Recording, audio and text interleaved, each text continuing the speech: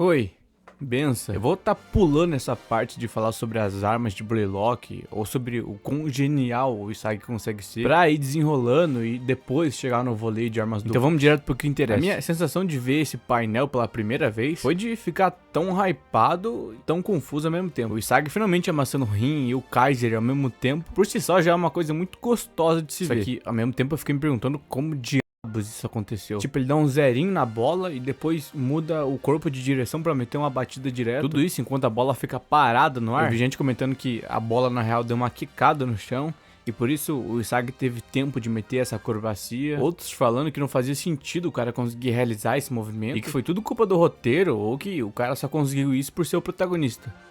Mas chegue comigo que eu vou tentar te provar o contrário. O chute de armas duplas representa muito mais que o Isagi simplesmente deitando seus dois maiores rivais ao mesmo tempo. Esse movimento aí mostra o quão adaptável esse cara consegue ser e o quão bem ele consegue aprender com os próprios erros. Uma parada meio Tony Stark. Essa arma nasceu do seguinte problema que o Isagi tinha: de que forma eu consigo marcar um gol com alguém tentando roubar a bola do meu lado? Que é o caso dessa cena aí. O time Z tinha de alguma forma conseguido empatar com o time V e eles estavam nos últimos minutos da partida. Então que a última chance de contra-ataque acaba passando na frente dos olhos do nosso protagonista. Depois de usar cada um dos talentos desses caras aí, indo desde usar o Shigiri pra fazer os laterais irem pra cima dele, até se infiltrando na luz que o Kunigami tava criando ali no meio de campo, ele consegue a atenção do Bashira, que dá o último cruzamentozão pra ele ficar de cara a cara com o goleiro. O problema é que o Naga aparece atrás dele, acompanhando seus movimentos e falando repetidas vezes que o cara ia roubar a bola e que os caras iam perder ele mesmo. O Isagi passa por aquele momento eureka dele que tem em todas as partidas e finalmente percebe que pra ele fazer um gol, ele precisa chutar a bola.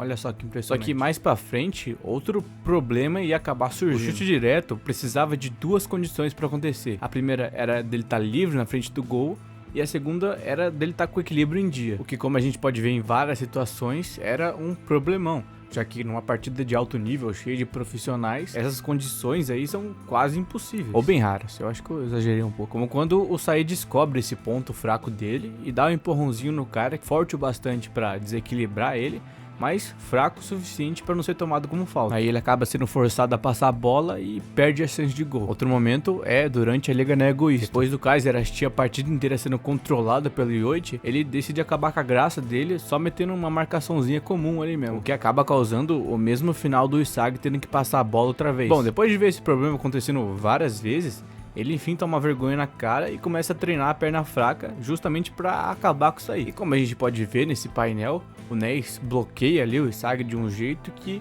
ele acredita que o cara simplesmente não tinha mais nenhuma chance de fazer o gol. O que dá pra gente esse painel lindo do Isagi botando o cachorrinho do Kaiser pra mamar. Aí você até poderia pensar, tá, então tá resolvido, ele superou essa fraqueza e virou o melhor jogador. Só que a gente ainda tem mais um problema pra ser resolvido. O que fazer se o cara estiver sendo marcado pelos dois lados?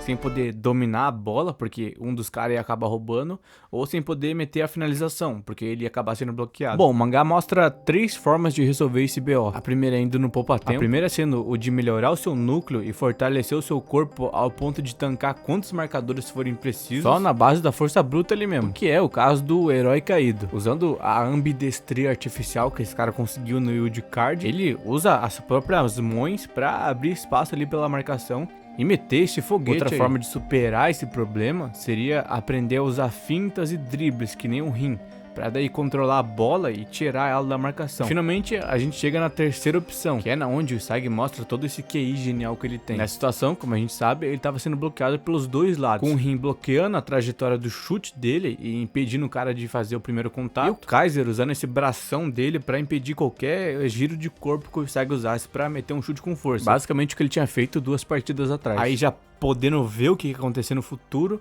o cara simplesmente cria essa jogada absurda. O Isagi faz um movimento de meia lua ali pra fugir da perna do Rin que tava impedindo o caminho dele. O que dá mais espaço pra ele bater com a direita e também ganhar impulso pra girar o quadril e ganhar força na rotação. Uma coisa que dá pra notar é que a chegada do Rin foi tão eficiente que o maluco precisou dar um pulo com a perna de apoio pra escapar do bloqueio, que é mostrado com esse efeito aqui, ó. O Kaiser fez algo parecido nesse painel aí, então dá pra ter uma visão mais clara do que aconteceu. E o doido é que com esse movimento do quadril, o Usagi consegue mover o seu corpo pra fora do caminho e afastar o braço do Kaiser. O cara acreditou com todas as forças que esse movimento ia desequilibrar o núcleo do Usagi e dar a chance pra ele tomar a bola, da mesma forma que aconteceu na partida contra o Manshine. E finalmente, usando o impulso que ele conseguiu por gerar o seu quadril junto do seu núcleo muito bem controlado, o Usagi consegue meter esse voleio que foi tão imprevisível e tão inesperado na situação que dá até pra ver o Kaiser sorrindo enquanto a bola é chutada, já que ele já estava se imaginando com a posse da bola. Mas agora que a gente já apreciou essa cena, faz sentido que ela tenha coerência com o desenvolvimento do Yoichi, ou é tudo por causa do roteiro?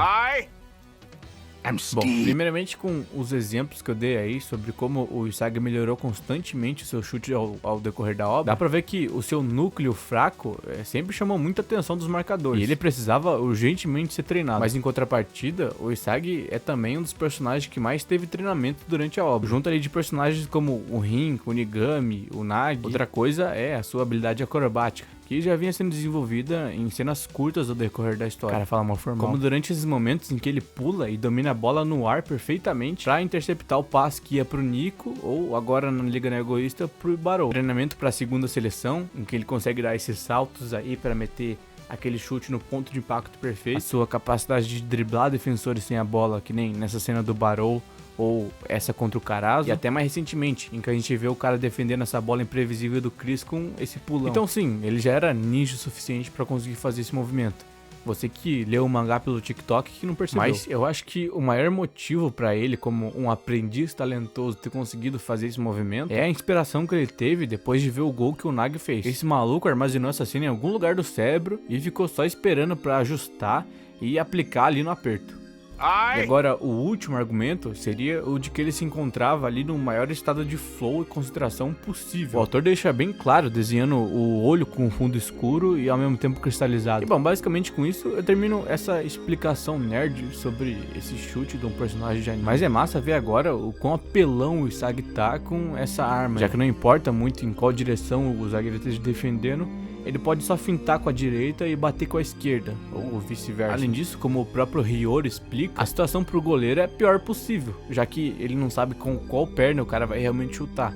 Então ele pode achar que o cara vai chutar com a direita e pular com tudo, só que na verdade o cara só dá aquela trolladona básica e finaliza a partida ali mesmo. O que faz eu e alguns caras do Reddit pensar que essa é uma arma de nível mundial, tão absurda quanto o Kaiser Impact, por exemplo, já que as duas são imprevisíveis, só que de jeito diferentes ali. Mas como essa obra ainda não chegou no fim, o autor ainda tem espaço para resolver um último problema que ficou, e definir de vez o Usagi como o maior atacante do mundo. Recapitulando, o Usagi agora resolveu os dois problemas que ele tinha antes com esse chute dele, e agora consegue marcar mesmo estando pressionado de dois lados diferentes. Mas o que acontece se ele for bloqueado pela frente? Como quando o Aiko percebe a falsa segurança que a perna esquerda do Yoichi dá e vai pra cima com tudo tentando roubar a pelota. Ou que nem durante a primeira partida da liga, em que ele rouba a bola que ia pro Kaiser e tenta desesperadamente fazer parte da jogada, que deixa o cara acabando encurralado ali e forçando ele a dar um chutão de longe, que claro é bloqueado. Mas bom, o autor já explorou algumas formas ali dele lidar com isso, como a gente pode ver nessa cena, em que ele faz o Rin acreditar que ia dominar a bola pra depois chutar pro gol, tentar fazer alguma coisa, mas aí o cara vai lá e mete uma de calcanhar mesmo e dane. Isso até pode ter servido ali, já que o cara tava na frente do gol, mas se a situação acontece a uns 15 metros da caixinha, eu tenho quase certeza que o cara vai precisar da força de um coice de um cavalo pra conseguir marcar. Outro momento é quando ele tem 3 cabeças na frente pra atrapalhar o seu chute, mas ainda assim vai lá e mete a bicuda. Só que como a gente viu, o Rin vai lá e faz o que qualquer um poderia acabar fazendo nessa situação. Então eu ainda acho que tenha um espaço pra uma ideia maluca surgir e ele superar esse problema. Mas enfim, eu acho que é isso. Esse é um chute que eu só fui entender 100% quando eu parei pra ler pela segunda vez. E respondendo aquela pergunta de se a bola quicou no chão ou se ele deu uma leve tocadinha enquanto tava fazendo o zerinho pra ela continuar no ar o tempo suficiente pra ele bater. Basicamente, sempre que o autor quer mostrar que teve contato ou impacto numa cena de movimento ali, a gente pode ver esses pequenos efeitos na tela. Então, como no painel do zerinho nenhum ponto de contato é mostrado, dá pra ter certeza que o cara só se movimentou numa velocidade absurda ali. Ah, mas fisicamente isso é impossível. A bola tava caindo numa velocidade alta. Bom, nesse mangá tem um cara que consegue correr mais rápido com uma mobilete. 3 atacantes que se movem em velocidade máxima, participando tanto do ataque quanto da defesa durante 1 hora ali. Então, deixe nos comentários o que você gostaria de ver, se teve alguma parte que não ficou clara, quais são seus filmes favoritos da Marvel. Tchau, benção.